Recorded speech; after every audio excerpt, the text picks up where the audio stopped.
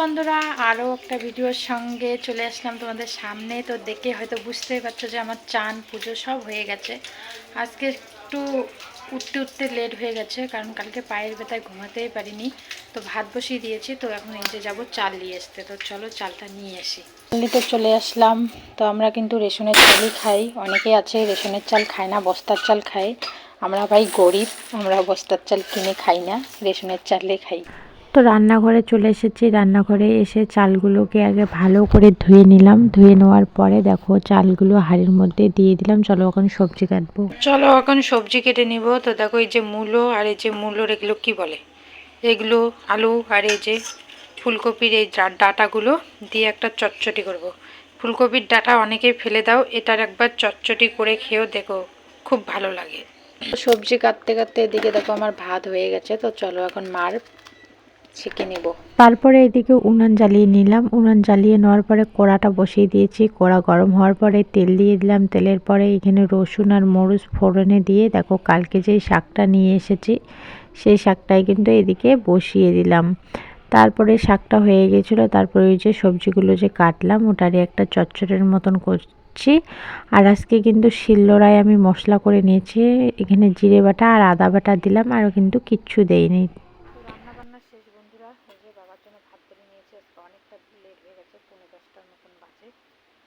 তো চলো বাবাকে ফটাফট খেতে দিয়ে দেবো। মেয়ে তো কান্না করছে খুব প্রচণ্ড, সকাল থেকে আমার কোলে আসতে পারেনি তার জন্য। তো এই যে চটচটি, এই যে শাকের ঝোল, সিম্পল মেনু। তো বন্ধুরা এখন বাজে 10টা 40। তো মেয়েকে চান করিয়ে দিলাম। চান করিয়ে এই যে দেখো এখানে বিছানা করেছি রোদের মধ্যে। ওকে ঘুম পাড়াতে চাইলাম, ঘুমালো না। তো ওকে দিলাম আমি আমার চায়ের কাছে দিয়ে। এখন আমি করবো কাজ কী করবো, খাওয়া দাওয়ার পরে বাসন কোসন আছে, আর ওর জামা কাপড়গুলো আছে। আর আমি সকালে জামা কাপড়গুলো কেচে দিয়েছি, ওগুলো এখনও মেলতে পারিনি, তো সেগুলো মেলে দেবো। তো একবারে মেলে দেবো ওগুলো কেচে। আর মেয়েকে আজকে এখানে ঘুম পাঠাবো, এখানে রোদ আছে, এখানে ঘুম পাঠাবো ভাবছি। কারণ ঘরে তো ঠান্ডা, তো একটু প্রচণ্ড পরিমাণে সর্দি কাশি, তার জন্য মানে ঘরে ঠান্ডা লাগে হয়তো, তার জন্য বেশি হয়, তার জন্য এখানে বিছানা করেছি, এখানে ঘুম পাঠাবো। তো বন্ধুরা দেখো সমস্ত জামা কাপড় এখানে এই যে মেলে দিলাম। আজকে এতগুলো জামা কাপড় কেচে দেওয়া হয়েছে, পুরাটার মানে ভর্তি। এখন বাজে 11:30, আর দেখো মেয়েকে এইখানে ঘুম পাঠিয়ে দিলাম। তো চলো আমার কিছু কাজ আছে, সেগুলো ফটাফট করে নিই। তো হাতে দেখো বালতি নিয়ে নিয়েছি, যাচ্ছি হচ্ছে গোবর নিয়ে আসতে। এই যে উঠোনটা লেপবো, রান্নাঘর লেপবো, তার জন্য। তো চলো গোবর নিয়ে আসা যাক। আমাদের গরুটা যেহেতু ছোট, ওর কিন্তু অতটা গোবর থাকে না। তো এই যে হচ্ছে আমার জায়েদের গরুটা, এইখানে আসলাম, এসে ভাবছি যে গরুটা মানে গুঁতো দিবে না। তো তারপরে না ওইখান থেকে গোবর নিয়েছি। গরুটা এক ফোঁটাও আমাকে গুঁতো দেয়নি, মানে কাউকে গুঁতো দেয় না পরে শুনলাম। তো চুপচাপই ছিল। তো চলে আসলাম এই যে উঠোনটা লেপতে। তো উঠোনটা আমার প্রায় পুরোটাই লেপা হয়ে গেছে, এইটুকু লেপলে হয়ে যায়। তো কালকে যেহেতু বৃহস্পতিবার, তার জন্য আগের দিনে কিন্তু করে রাখছি। কারণ কেন বলো তো, বৃহস্পতিবার এই লেপা মোছা করতে, ঠাকুর পুজো দিতে, রান্না করতে অনেকটাই লেট হয়ে যায়। আর আমার শ্বশুর মশাই যেহেতু ওনার অসুখ মানে সুগার আছে, ওনার কিন্তু মানে বারবার খিদে পায়, ওনাকে তাড়াতাড়ি খেতে দিতে হয়। তো আমি চেষ্টা করি যে তাড়াতাড়ি খেতে দেওয়ার, কিন্তু মাঝে মধ্যে অনেকটাই লেট হয়ে যায়। কারণ এই যে বাচ্চা নিয়ে বাচ্চাকে সামলানো, এই কাজবাজ করতে মিলতে অনেকটাই লেট হয়ে যায়, কিন্তু আমার হাতে কিচ্ছু করার নেই। তো বন্ধুরা এখন বাজে 12টা 19। তো আমার উঠান লেপা শেষ, এখন লেপবো রান্নাঘরটা। মেয়ে এখনও ঘুমিয়ে আছে, ঘুমুক। তো ভাবলাম যে চলো একটু তোমাদের সামনে আসি। তো চলো বেশি বক বক না করে রান্নাঘরটা ফটাফটাকে মুছে নিই, তারপরে তোমাদের সামনে আসি। রান্নাঘরটা কিন্তু অতটাও নোংরা হয়নি, কিন্তু ওই যে কি বলতো, সপ্তাহে একদিন মুছলে কি ভালো হয়। তার জন্য কিন্তু আর মুছলে কুছলে কিন্তু ঘরদোরগুলো ভালোই লাগে। আর পরিষ্কার দেখতে না কার না ভালো লাগে, পরিষ্কার বাড়ি ঘরদোর কিন্তু সবারই ভালো লাগে।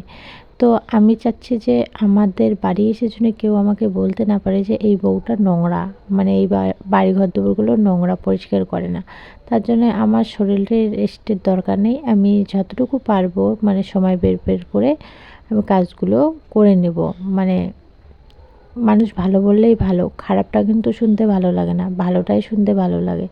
একটা জিনিস দেখবে যে নোংরা জিনিসটা সবারই চোখে পড়ে, কিন্তু পরিষ্কার জিনিসটা কারো চোখে পড়ে না। তো এই যে এদিকে ওই যে রান্নাঘরের কিছু বলছে, রান্নাঘরের কাপড়গুলো যেগুলো দিয়ে হাঁড়ি কড়াই ধরি সেগুলোকে ধুয়ে দিয়ে এদিকে হাত মুখগুলো ভালো করে ধুয়ে নিলাম। দেখো আমার কাজও কমপ্লিট হয়ে গেল আর আমার মেয়েও ঘুম থেকে উঠে পড়লো। মানে আমি যতক্ষণ কাজ করেছি অতক্ষণ আমার মেয়ে ঘুমিয়েছিল। কাজও শেষ ও ওটাও শেষ। তো চলো উঠানটা মুছার পরে কেমন লাগছে তোমাদেরকে দেখাই। এই যে দেখো উঠানটা লেপার পর এইরকম লাগছে। তোমাদের কেমন লাগছে বলো? আমার তো দারুণ লাগছে। আমি আমার উঠানটার প্রেমে পড়ে যাচ্ছি। আর ওই যে ওই কাপড় জামাগুলো ঘরে নিয়ে আসতে হবে, ও ওইখানে ঘুমিয়েছে। দেখো কত সুন্দর লাগছে। মানে লেপলে মুছলে যে বাড়ি ঘর দুয়ার এত সুন্দর লাগে তোমাদের কি বলবো। দেখো বাইরেটাও কতটা মুছে নিয়েছি, দেখতে পাচ্ছ? কেমন লাগছে বলো কমেন্টে। কালকে না এই খাবারগুলো নিয়ে আসা হয়েছে, তোমাদের না দেখানোর মনেই ছিল না। তো এই যে একটা কেক ঢুকাও, তারপরে এই যে একটা কেক, দুই রকম বাবা 2 রকমের কেক, তারপরে এই যে বিস্কিট, আর হচ্ছে এই যে একটা স্লাইস। তো আমার মেয়েকে কেক খেতে দিলাম, ও কেক খাচ্ছে না। ওই যে কেকের ওইখানে যে একটা কাগজ থাকে ওই কাগজটা দেখো খাচ্ছে। আমিও ছোটবেলায় খেতাম, ভালো লাগে। তো দেখো ও খাচ্ছে, ওই দেখো। বাবা কেক খাবা না? খাবা না? দেখো ওই কাগজটা খেয়ে বলছে যে ভালো লাগছে, ভালো। তো ওকে দেখো রেডি করে দিয়েছি, এখন যাচ্ছি রাস্তায়। দেখি শুধু আমার ভাগ্নি থাকে তো ওদেরকে দিব, দিয়ে আমি বিকেলের কাজ করবো। দেখো ওকে প্যান্ট জামা সব পরিয়ে দিয়েছি, মানে তুলে যাই কেন জানি না। ভাগ্নির কারো দেখা পাইনি, তো আমার ভাসুরের মেয়েটার দেখা পেলাম, তো ওকে দিয়ে চলে আসলাম এই যে উঠান বাড়িঘর দুপুরগুলো ঝাড় দিতে। ওইদিকে কিন্তু বাবার খাওয়া দাওয়া হয়ে গেছে, আমি কিন্তু এখনো পর্যন্ত খাইনি। ভেবেছিলাম যে এই কাজগুলো করে কিন্তু খাবো, মানে কাজগুলো আগে করে নিয়েছি তারপরে, নাহলে মেয়েকে এনে দিলে আবার এই কাজগুলো করতে আমার অনেকটা লেট হয়ে যায়। ও না আমাকে কাজই করতে দেয় না, পায়ে এসে জড়িয়ে ধরে, না হলে কোলে চড়তে চায় এরকম। তো এই যে বিছানাটার মধ্যে তো এখন শুই না, তবুও এলোমেলো হয়ে আছে, কারণ আমার মেয়ের জন্য। ও বিছানায় উঠে সব এলোমেলো করে দেয়। বিছানাটাকে গুছিয়ে নেওয়ার পরে এদিকে কিছু কাপড় জামা ছিল, এই যে কাপড় জামাগুলোও কিন্তু আস্তে আস্তে ভাঁজ করে নিচ্ছি।